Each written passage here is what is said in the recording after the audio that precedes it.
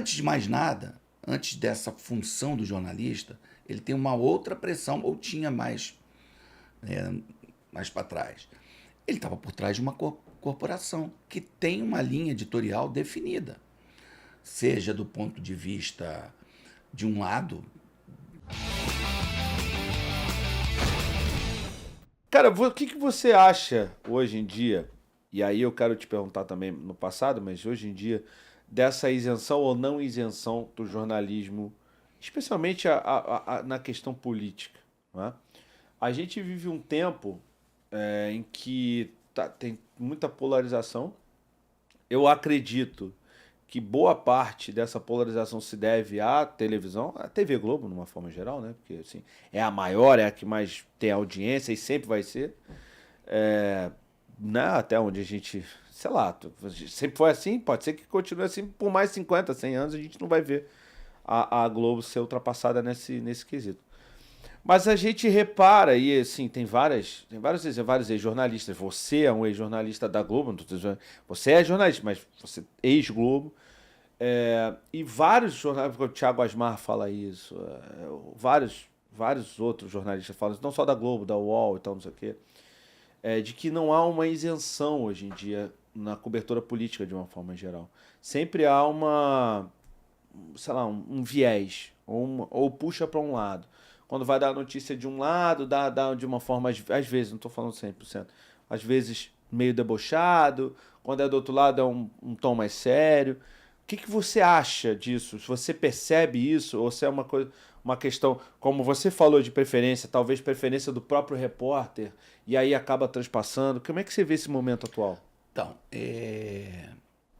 o jornalista, pela essência da profissão dele, inclusive o opinativo, ele tem que se basear no fato. Não tem achismo, não tem. Você tem que, quando dar uma informação, dar uma opinião, é baseada no fato. Olha, esses números mostram isso aqui, não sei o que, não sei o que lá. E ponderar. Porque o teu papel ali é de ponderação, de moderação. Olha, apurei isso e as consequências podem ser essa, essa e essa. Esse é o papel do jornalista. Né? O jornalista é, antes de tudo, um fiscal da população, principalmente em relação ao poder público. Então, ele precisa estar olhando sempre com um olhar de lupa para os problemas que possam advir de uma má gestão pública, principalmente. O privado, quando interfere no público, mas basicamente o público. Né? Mas antes de mais nada, antes dessa função do jornalista, ele tem uma outra pressão, ou tinha mais para trás.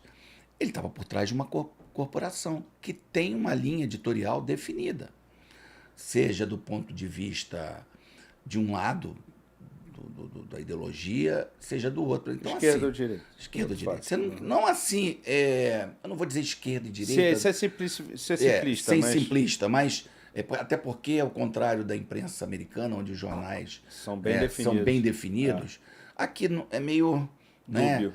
Eu sonhava, quando eu era moleque, trabalhar no JB e na Veja, porque para mim, ou na Folha de São Paulo, porque para mim eram os bastiões da isenção. E quando você cresce, você vê assim, que é muito do momento. Né? Qual é o interesse que tem em apoiar um, qual é o interesse que tem em apoiar outro? Vou te contar uma história. Lá vem história. Opa! Eu trabalhava na Manchete, na TV Manchete. A Manchete sempre foi mal das pernas. O dono era o Adolfo Bloch, que teve um momento muito forte quando a revista Manchete era uma das mais vendidas no Brasil. Estamos falando aí de 5 milhões de tiragem, enfim. Por mês. Estamos falando aí de o influenciador da época. Né? Então, ele foi se aventurar na televisão. Né? E criou a Rede Manchete, no lugar da TV Tupi. E eu fui trabalhar na Manchete. Eu trabalhava na TV Educativa e trabalhava na Manchete de madrugada. Eu pegava às 4 da manhã e até às 11 da manhã. Depois eu saía para a TV Educativa, eu trabalhava de meia-noite às 10. Porra. Aí tinha que voltar, morava em Caxias, tinha que fazer isso. Mas enfim. E aí o que aconteceu? Eu dei uma nota. o presidente da época, que era o Sarney, viria ao Rio participar de um casamento de um amigo, e ele tinha, na vez que ele, anterior a essa, tinha sido apedrejado no Rio. Então ele voltou, literalmente, pedras contra ele foram atiradas. E aí veio ele para o Rio, né? Vinha para o Rio, e eu dei uma nota ao presidente, vai reforçar a segurança para não acontecer o mesmo que aconteceu da última vez que esteve aqui, quando teve as pedras, não sei o que, não sei o que lá. Cara, foi isso, essa nota aí pro ar. Liga o assessor do Sarney. Putz. Falando assim, olha, pô, num dia eu converso com você aqui para você vem me pedir ajuda para a TV. E eu libero uma grana de empréstimo do Banco do Brasil. No outro, você me apedreja pelas costas, eu quero uma cabeça. E aí eu fui demitido e o editor-chefe na época também, nós dois fomos demitidos por causa de uma nota de pedra. O mundo tem essas coisas. Na semana seguinte eu fui contratado pela Globo. Aí já contratado, sem precisar esconder no banheiro. Aí já trabalhando efetivamente. Caramba, que loucura, né? Mas é isso. Acho que às vezes o interesse comercial vai mais do que até o viés político, né? Assim, todos são empresários. Então, assim, primeiro de tudo é isso. É o bolso. Primeiro de tudo é isso. A Globo é mais atingida porque ela é mais vista. Sim. Mas, assim, a dependência da Globo, da mídia pública, é o menor de todos. Da verba pública. Da verba pública é o menor de todos. Ela tem uma força empresarial até hoje. As grandes empresas têm que anunciar na Globo, né? Senão não tem jeito. Vou só espalhar na internet. A Globo caiu muito a participação. Né? Hoje ela é menor até do que o Google, enfim, do que mas ela continua grande. Né? E do ponto de vista político, isso acaba gerando uma influência. Lógico. Né? Agora, tem fatos que a redação se movimenta, se mobiliza. Né? Um dos mais conhecidos é o debate Lula e Collor. É aí que eu ia chegar. Então, se você buscar na internet ali, quando busca o debate Lula e Collor, tá eu participando lá, mostrando as torcidas. Sim. E aí é que eu acho que está o grande X da questão. O brasileiro aprendeu a tratar a política como um time de futebol. Exato.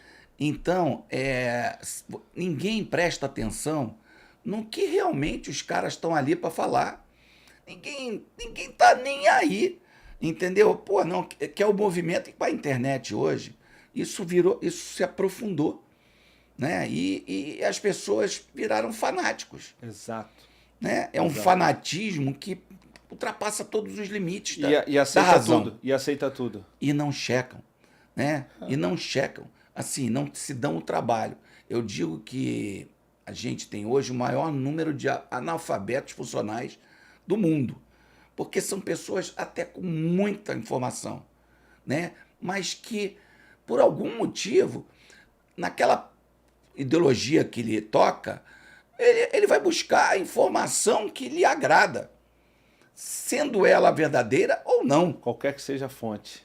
Qualquer que seja a fonte. E como é muito fácil, né, espalhar hoje, principalmente aquilo que você quer ouvir, então você cria os radicalismos. Né, que não é saudável para ninguém. Não é saudável para o país como um todo. Né? Então, eu acho que assim, a grande mudança que eu vejo também tem muito a ver com a formação. Né? Hoje você acontecer como aconteceu comigo, né, de sair lá de trás e chegar lá na frente, disputando, diminuiu. Assim, porque a TV aberta ela ficou muito voltada para esse público classe D e E, né? Porque um pouco da classe C. Então as pessoas têm que se identificar. Então houve uma abertura para esses repórteres como eu, que nasceram na Baixada, enfim, tem um histórico de povo, né? De raiz. E então houve uma abertura para isso. Mas, no entanto, os salários achataram, a a carreira como um todo, você fica limitado. A Né? TV como um todo também E aí você diminuiu, se vê numa enxugou. situação que aquilo já não é mais, e aí você não veste mais a camisa, e aí você. Uma coisa vai puxando a outra. Né? Eu sou do tempo que todo mundo tinha orgulho de trabalhar na Globo. Ah, mas a Globo influenciava não sei o quê. Esse debate do Lula e Collor custou muito para nós, jornalistas, e foi um trabalho muito forte da minha geração para expurgar isso e mostrar que a gente só tinha que mostrar os fatos. Né? É óbvio que algumas situações que não chegavam até o reportariado podiam acontecer, mas a gente tinha um compromisso com a gente mesmo. Não vai falar, não vou falar nada que não seja daqui. Não adianta mandar daqui. Sim. Se mandar daqui, aí é desculpa. Mandar outro fazer. Então tinha sabe, essa postura. Hombridade. Hombridade, uma postura firme. Sim. Não no sentido de homem, mas no sentido de no compromisso. sentido de compromisso, claro, com a verdade, lógico. Com a sua própria profissão. Sim. Né? Então, mas eu acho que isso é um período romântico. Sim. Entendeu? Não que não tenha hoje, mas eu acho que aí acabou as próprias redações embarcando um pouco na torcida. Você sabia que a Segurobet é a bet mais segura do Brasil e é que tem as melhores odds? Não deixa de fazer sua fezinha lá, primeiro link na descrição. Pois é, e aí você chega ao absurdo, na minha visão, e seria absurdo para qualquer lado, a redação do jornalismo da Globo comemorando efusivamente, jogando papel para cima, quando o Lula foi eleito agora na eleição do Bolsonaro. De novo, podia ser o contrário, podia ser comemorando que o Lula foi embora e o Bolsonaro foi eleito. Eu acho que esse tipo de coisa... Não cabe. Não cabe assim, o registro que ganhou a coisa. Assim, você pode até no seu íntimo, você pode Lógico. Até dentro da própria redação. Mas ali, vou te dar uma... Assim, se coloca no lugar daqueles jornalistas. Bolsonaro xingava o jornalista no meio da rua. Ia ter uma entrevista, aí, pô, esses caras da Globo, não sei o que lá. Sim. Ele foi pra bancada lá pra brigar com a menina lá, com a Renata. Então, obviamente, a simpatia não era independentemente da questão da ideologia. Eu penso assim, até porque eu conheço muita gente que estava lá e que não votava no PT. Que estava jogando o papel e que não jogava. Você conhece? Entendeu? Te digo que assim, a maioria. A maioria não votou no PT. Não votava no PT. Tá. Entendeu? Votou naquela eleição por conta do que aconteceu no período especificamente com a Globo. Então eu acho que era muito mais um desabafo dos jornalistas e não a questão ideológica, porque é muito fácil você impingir a ideologia em qualquer situação, entendeu? E ali era menos ideológico e mais um alívio. Porra, a gente tomou porrada aqui, um monte de coisa, porra, estamos livres desse cara. Entendeu? Era uma coisa mais de grito de liberdade do que propriamente uma comemoração pelo Lula. Entendi. Era uma comemoração pelo não Bolsonaro, entendeu? Sim. Então, assim, é como qualquer coisa que Lógico. O ser humano é ser humano no primeiro momento, né? Entendeu? Pode ser na essência. E muita gente dali tinha votado no Bolsonaro na primeira eleição. Muito. Entendeu? Não foi pouco, não. Entendeu? Te digo que a maioria votou no Bolsonaro, entendeu? Mas só que assim, naquele momento de jogar o papel, não era o Lula, era um grito, porra, caramba, estamos livres desse cara. É mais ou menos isso, entendeu? Entendi. Tem menos ideologia e muito mais do acontecimento daquele momento. Entendi. Quer mais água? Acabou aí? Tá tranquilo. Desculpa. Não, imagina. Eu acho, cara, assim, sinceramente falando, eu acho que não tem problema nenhum você ter a tua ideologia, não tem problema nenhum a TV, qualquer que seja, ter a sua ideologia, como é nos Estados Unidos. Eu só acho que você pregar a isenção e não ser isenta que é o problema, entendeu? Tipo, de uma forma geral, não tô falando da Globo, tô falando de uma forma geral, entendeu? Você, assim, claro que a grande maioria, como você falou, né? Tem grande maioria, mas muito analfabeto funcional que não consegue interpretar a razão por trás de uma notícia, de uma nota, de uma, né, de assim, dois pesos e duas medidas, né? A gente tem visto aí, por exemplo, para falar no momento atual, a questão do Pix, da taxação do Pix, como foi tratado pelo UOL, pela Folha, pela Globo, enfim, tudo mais, como se fosse uma grande fake news, e no final, pô, que fake news é essa que o governo teve que voltar atrás? Se voltou atrás, realmente piorou? Porque o que se dizia era, pô, a taxação é a partir de 2.000, vai taxar a partir de 5.000, você está reclamando por quê? Entendeu? Então, tipo, a gente enxerga, por exemplo, né, eu, você, imagino também, todo mundo que né, pensa um pouquinho, que existe uma diferença na avaliação ou na forma de expor a notícia de um lado, de outro. Quando, por exemplo, Lula... E aqui eu não estou nem me posicionando, mas eu só estou dizendo assim, querendo entender com você, que é um jornalista de tanto tempo e que conhece, né, como poucos ali, a redação, a editoria, você percebe, por exemplo, numa fala do Lula, você fala, porra, se essa fala fosse falada pelo Bolsonaro, certamente viria de uma outra maneira a notícia. Então, assim, não tem problema nenhum, mas assume. Assume, pô. Então, mas você fala da fala, tá? Vamos falar especificamente da fala. A fala é um fato. Isso. Você colocar o fato, a fala, muitas vezes é a própria interpretação que você tem daquela fala. Ah, sim. Mas, por exemplo, uma fala homofóbica na boca do Lula soa diferente do que uma fala homofóbica na boca É que do a Bolsonaro. questão é o seguinte... Entendeu? Você não concorda comigo? Não, concordo. Só que assim, é muito mais difícil um falar a fala e o outro falar a fala homofóbica. Entendeu? Assim, é muito... É uma questão do fato. Aí quando você vai vendo esse peso, vai dando peso a essa informação, o que você vai acontecendo com você? Você vai referendando aquilo que você acredita. Uhum. Eu acho o seguinte, o que você tem que manter é o olhar distante de tudo isso. Sim, também para que você não se contamine com o seu eu. Porque o seu eu quer referendar aquilo que você acredita o tempo todo. Sem dúvida. Como a política é tratada hoje como... Porque antes, a gente viveu um momento assim, ninguém queria saber nada de política. Com agora, todo mundo é entendido em política. São dois momentos assim... Eu sou da época que ninguém botava matéria de política no ar, a audiência vazia assim, ó. A audiência vazia assim. Hoje não, por quê? Um lado está querendo ver que o outro ferrou, o outro está querendo... E fica assim. Isso. E aí o jornalismo, né, fica com a pecha de que...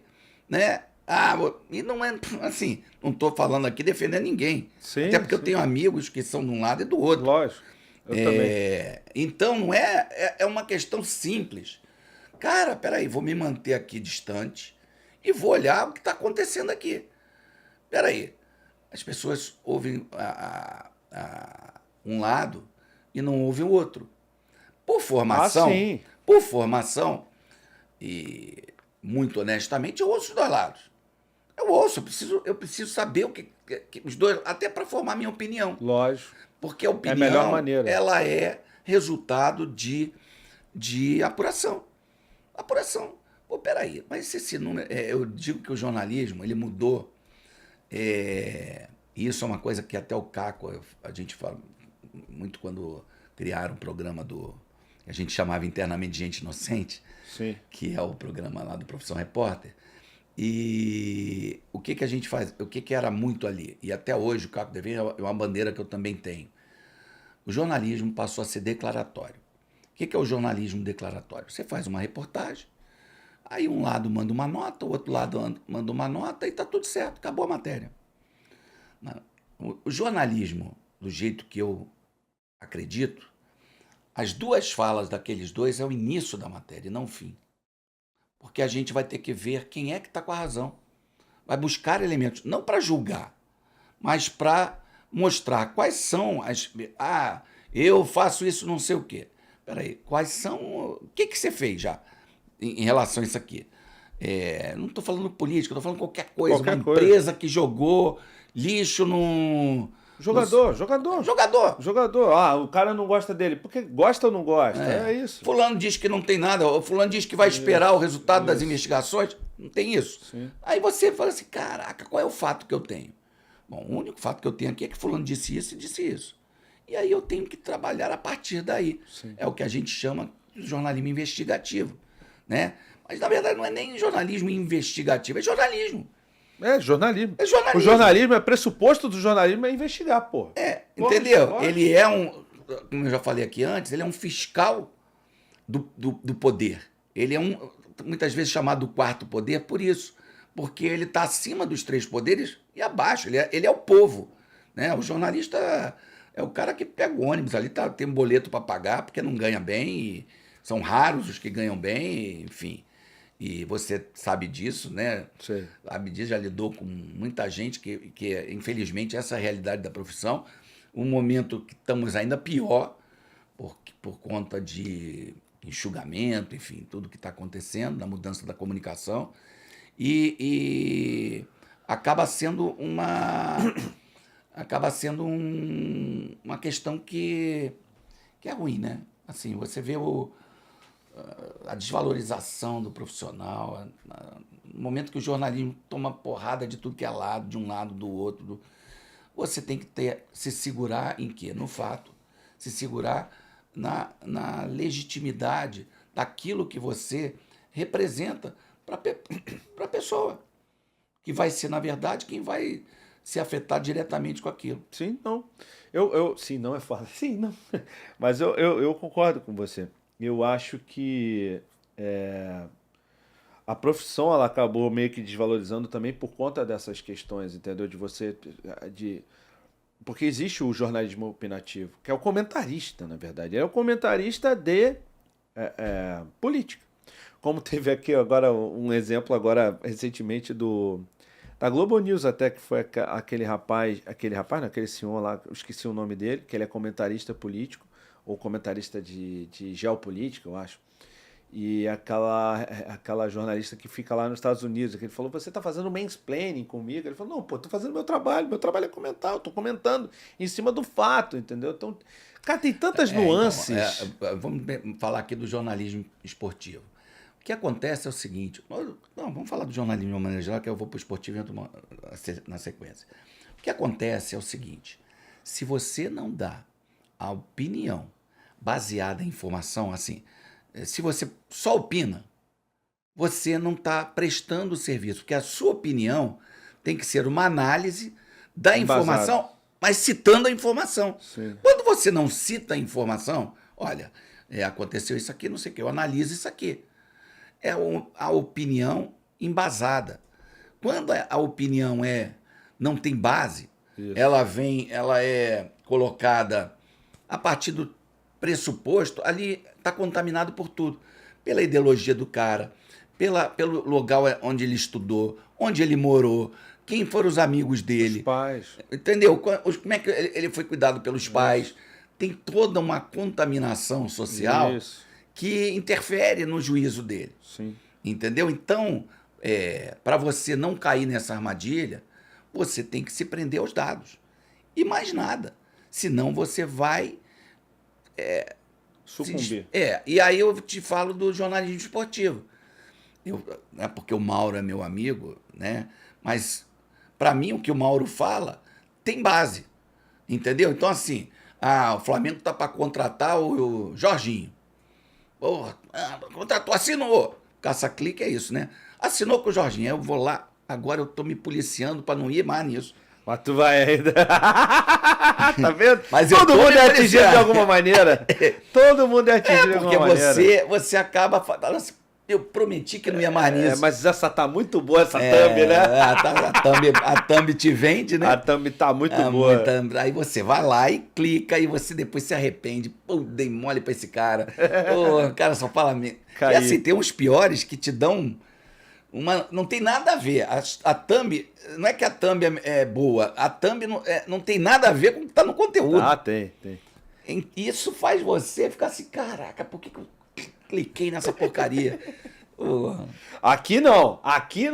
Aqui a gente sempre cita ou uma fala ou uma resposta a uma pergunta. De vez em quando a gente tem um probleminha. Tem, eu sei. A gente, graças ao Samuel ali, que eu criei um monstro, entendeu? O menino, ele... Eu criei um monstro, mas aí às vezes o monstro ele vai além. Eu falo, calma. Mas o Samuel é de São Gonçalo, tá no último período de jornalismo, então ele vai ter uma visão própria de quem pega 2 horas o ônibus para chegar até aqui, né? Ele vai construir a identidade profissional dele também com os elementos que ele carrega. Sem dúvida. Aí é uma coisa só para pensar. Há mais pessoas na realidade do Samuel ou mais pessoas na realidade desse jornalista que nasceu em berço esplêndido? Não. Percebe? Total, lógico. Então, as pessoas tendem a se identificar, a grande massa, com o Samuel. Mas os outros que têm uma casta que interfere na informação, tende a se identificar com porque são realidades diversas, são mundos diferentes. Sim. Né? Então, assim, qual é a sua visão de mundo? Isso vai determinar tudo. Sua opinião, sua opção, até pelo time. Isso. Até pelo time, pela informação que você consome. Né? Também exatamente. acho. Gostou dessa resenha? Então, olha só, para ver ela completa, o link está aqui embaixo na descrição. E, não deixa de dar o like, deixa o joinha, não custa nada para você. E se inscreve no canal se você puder, tá bom? Você quer aprender a criar um podcast do zero? Eu criei o meu e vou ensinar tudo para vocês, os materiais, os equipamentos, como chamar as pessoas, como entrevistar, como fazer uma boa entrevista, como buscar o corte, como fazer uma thumb boa, um título legal. Cola aqui, também tem o link na descrição. Vocês vão cair no nosso grupo de WhatsApp e lá a gente vai tirar todas as dúvidas para vocês, né, terem essas aulas comigo. Serão 5 aulas, cada uma de 1 hora. Eu e você, não é gravado, é ao vivo, tá bom?